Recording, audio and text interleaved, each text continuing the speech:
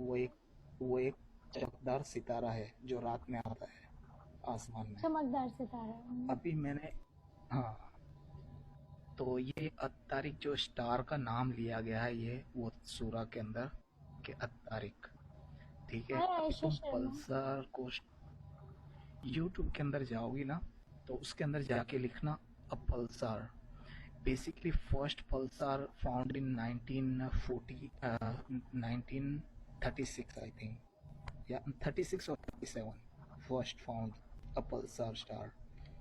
تو بیسکلی یہ ہے نا ریڈیو فریکوینسی سے پہلی بار پتہ لگا تھا اس تارے کے بارے میں جو تقریباً 424 لائٹ ایئرس اوے ہے ارتھ سے.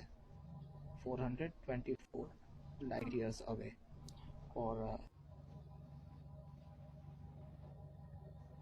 Welcome back 2 and Arab bank. 99 crore 79